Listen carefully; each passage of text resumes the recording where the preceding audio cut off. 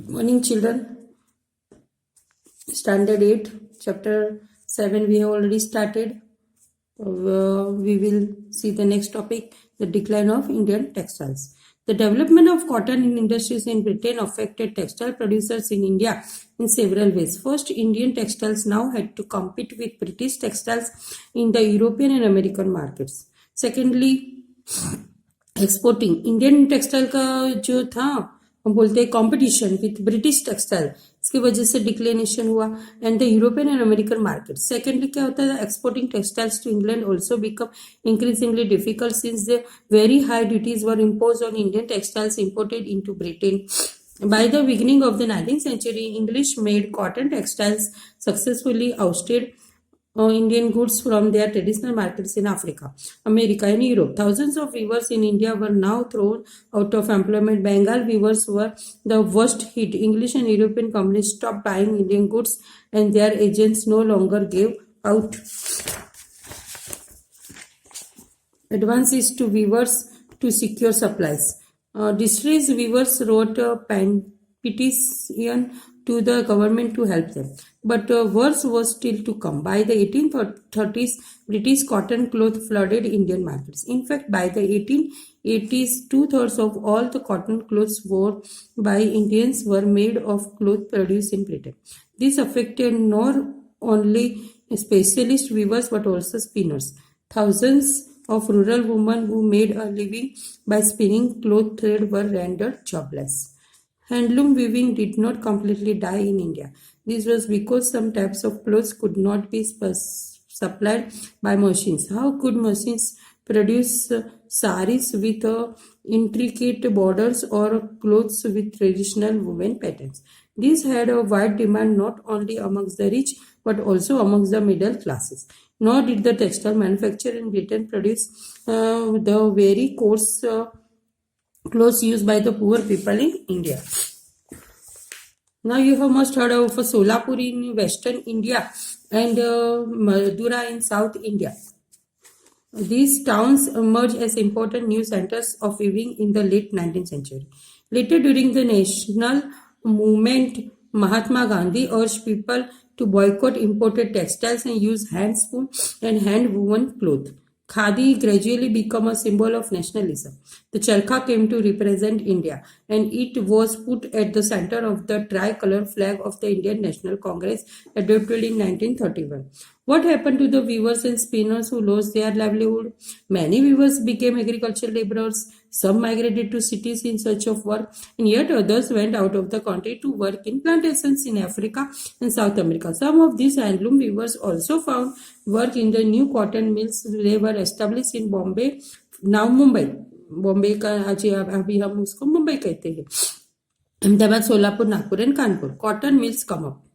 तो जो गांधी जी ने बॉयकॉट करा सिल्क क्लोथ का और परदेसी का जो हम कॉटन क्लोथ को उन्होंने खादी सिंबल ऑफ नेशनलिज्म, तो कॉटन मिल्स कम अप. उसके वजह से ज़्यादा the first cotton mill in India वो set up as a spinning mill in Bombay, means Mumbai, in 1854 from the early 19th century. Bombay had grown as an important port for the export of raw cotton from India to England and China. It was close to the West Black soil tract of Western India where cotton was grown. When the cotton textile mills came up, they could get supplies of raw material with a ease. Here figure 10, workers in a cotton factory. These women are workers in a cotton factory, circa 1900, photographed by Raja Din Dayal. Most workers in the spinning departments were women, while workers in the weaving departments were mostly men. By 1900, over 84 mills started operating in Bombay. Many of these were established by Parsi and Gujarati businessmen who had made their money through trade with China. Mills came up in other cities too. The first mill in Ahmedabad was started in 1861. Year later, a mill was established in Kanpur in the United Provinces. Growth of cotton mills led to a demand for labor. Thousands of poor peasants, artisans, and agricultural laborers moved to the cities to work in the mills. In the first few decades of its existence, the textile factory industry in India faced many problems. It found it difficult to compete with the cheap textiles imported from Britain. In most countries, governments supported industrialization by imposing heavy duties on imports. This eliminated competition and protected infant industries. The colonial government in India usually refused such protection to local industries. The first measures put in the development of cotton factory production in India, therefore, was during the First World War when textile imports from Britain declined and Indian factories were called upon to produce cloth for military supplies. What is the meaning of here smelting? They given the process of obtaining a metal from rock. जो rock होता है वहां से metal को obtain करना है, मतलब rock मतलब सॉइल, बाय हीटिंग, गर्मी, रॉक को गर्म करने से, हीटिंग करने से, to a very high temperature, और of melting objects made from metal in order to use the metal to make a something new, उसको स्मेल्टिंग कहा जाता है. The sword of Tipu Sultan and woods steel, WOOTZ, woods, steel. The sword of Tipu Sultan, here you can see here, Tipu's sword made in the late 18th century, written with gold on the steel handle of Tipu's sword were quotations from the Quran and messages about the victories in war. Notice the tiger head towards the bottom of the handle. We begin the story of Indian steel and iron metallurgy by recounting the famous story of Tipu Sultan, who ruled Mysore till 1799, fought 4 wars with the British and died fighting with his sword in his hand. Tipu's legendary swords are now part of valuable collections in museums in England. But do you know why the sword was so special? ये जो sword है क्यों special है? The sword had an incredibly hard and sharp edge that could easily rip through the opponent's armor.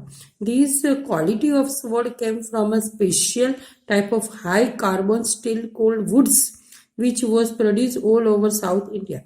Wood steel, ये जो wood steel से बनी है metal, when made into sword, produce a very sharp edge with a flowing water pattern. This pattern came from very small carbon crystals embedded into iron.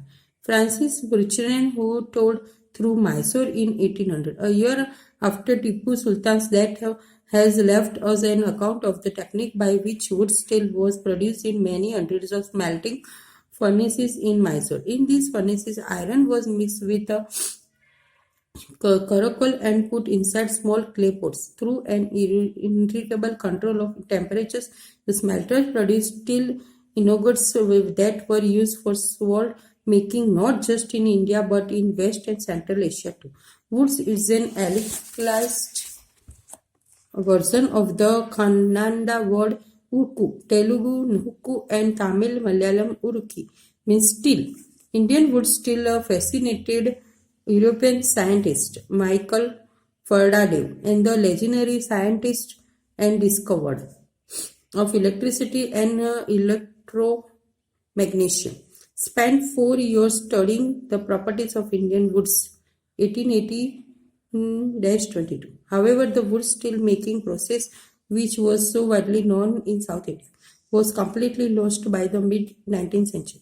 Can you guess why this was so? The swords and armor making industry died with the conquest of India by the British, and imports of iron and steel from England displaced the iron and steel produced by craft of people in India.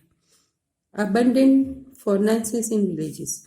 Production of wood steel required a highly specialized technique of refining iron, but iron smelting in India was extremely common till the end of the 19th century. In Bihar and central India, in particular, every district had smelter that used local deposits of ore to produce iron, which was widely used for manufacture of implements and tools of daily use.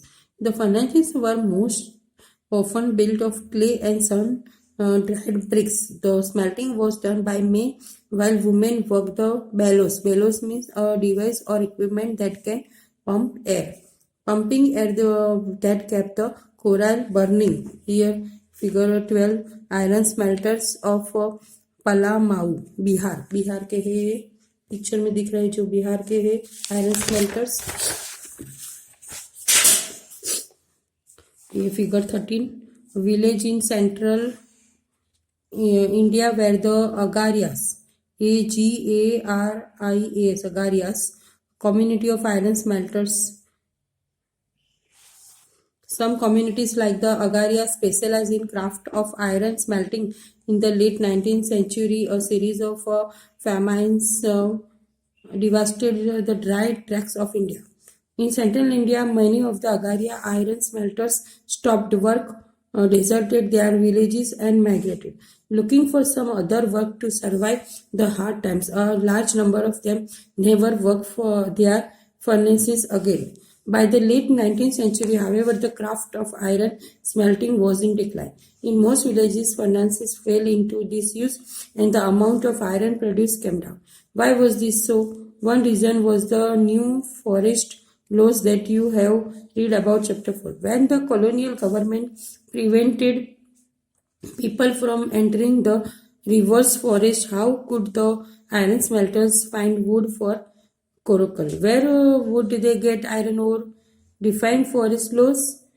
They often entered the forest secretly and collected wood, but they could not sustain their occupation. On the basis of for long, many gave up their craft and looked for other means of livelihood. In some areas, the government did grant access to the forest, but the iron smelters had to pay a very high tax to the forest department for every furnace they used. This reduced their income. Moreover, by the late 19th century, iron and steel was being imported from Britain. Ironsmiths in India began using the imported iron to manufacture utensils and implements. This inevitably lowered the demand for iron produced by local smelters. By the early 20th century, the artisans producing iron and steel faced a new competition. Now, the next topic, iron and steel factories come up in India. We will see in the next class. Thank you very much.